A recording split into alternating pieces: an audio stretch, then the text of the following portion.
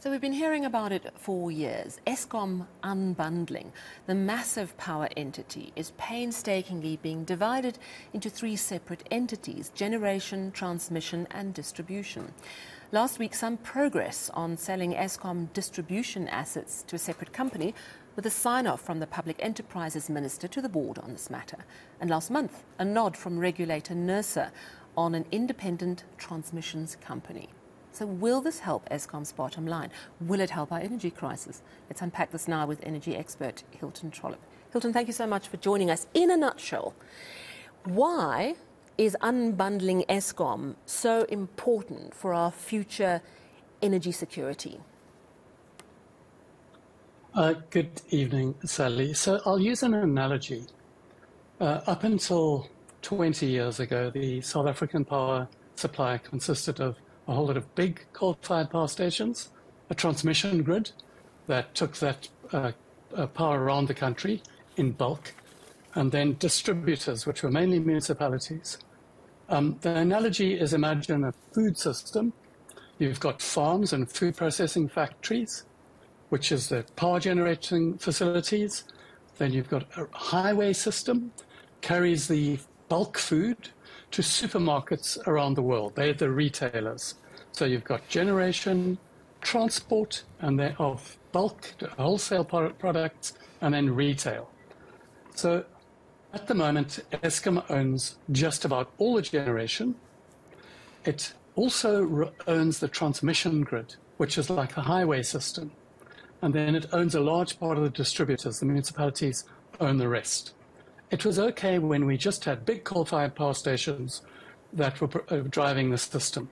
But what's happened in the past 20 years is a whole lot of other technologies have become available, gas and then renewables. And they've been trying to get onto the Eskom road system, the highway system. But the same organization owns generation, the coal-fired power plants, and the road system.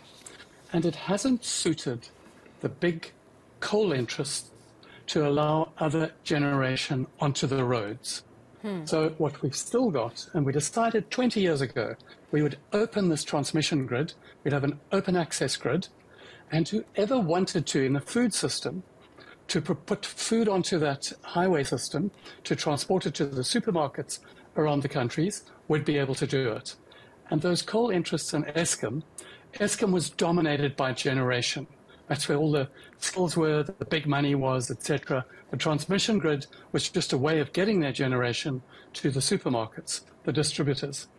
So because the same organization controlled all three elements, the generation system simply didn't want competition on the grid. Right, so it's a big monopoly, essentially. Exactly, it's a big monopoly. And there are two big reasons. One, there's been the argument that we should just stick with coal and the renewables is nonsense, etc. The other big thing has been that IPPs, in other words, private sector companies, wanted to get on the grid to provide electricity. And that has been resisted tooth and nail by organized labor. On principle, they say that starts the privatization of the energy sector and they will die on that hill.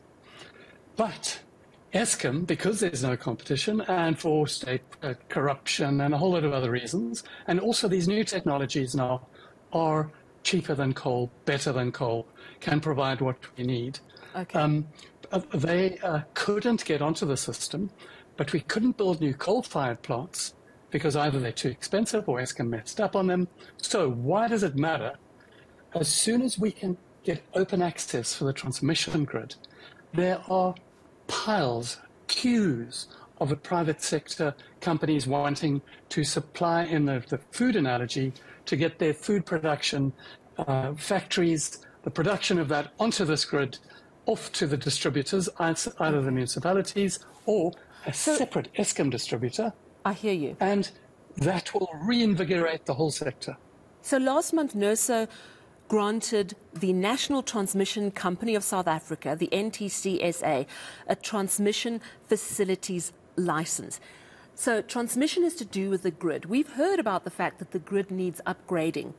Does this mean now that private enterprise can come in and help upgrade the grid. What does this all mean practically, these transmission facilities licenses? So currently that grid is all one grid. It's all connected together and it all belongs to Eskom. It does need to be upgraded. And also because of the resistance to private sector players coming on, Eskom has been a little bit backward in extending the grid because it would allow these players to come on. Got you. So that's been another way that the generation side of Eskom has kept the monopoly going. So one of the rules for the new transmission license will be open access. In other words, anybody is allowed on. There's a bill in front of Parliament at the moment that will also allow potentially, this still has to be explored, the private sector to participate in funding and expanding the grid. Because currently Eskom and the South African state is very cash-strapped. So once again, there's going to be resistance from organised labour because they disagree with this. So it's a fight, it's a struggle, but it's an important first step, this transmission license. There are 2 other licenses that have to come, but I think it's a matter of course, due process, unless, as in previous cases, for example, in the early 2000s, there was a nationwide strike against this. Yeah, so we're seeing that the unions flexing their muscle in quite a lot of areas at the moment, but we also know that money to expand the grid is just not forthcoming at this point.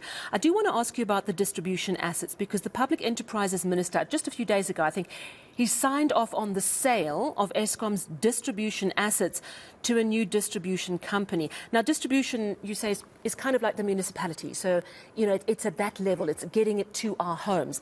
In practice, what does that mean? And does that actually mean privatization? So it doesn't necessarily mean privatization at all, Sally. So the sale of the Eskom distribution assets to another company, it's just another state-owned company. But what will happen is this company will have its own board, its own CEO, and it will run independently. So once again, it won't be controlled by the dominant generating side of Eskom.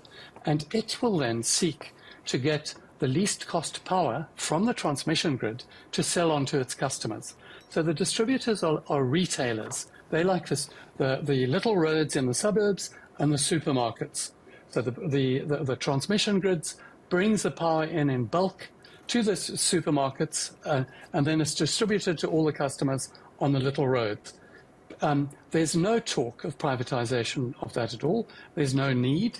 Our separate distribution companies and municipalities, if they're well run, such as Cape Town, and if they're not well run, well, that's another story, but they can stay in state hands. And once again, they are also grids of wires, which it makes sense not to duplicate. You only need one grid to connect everybody.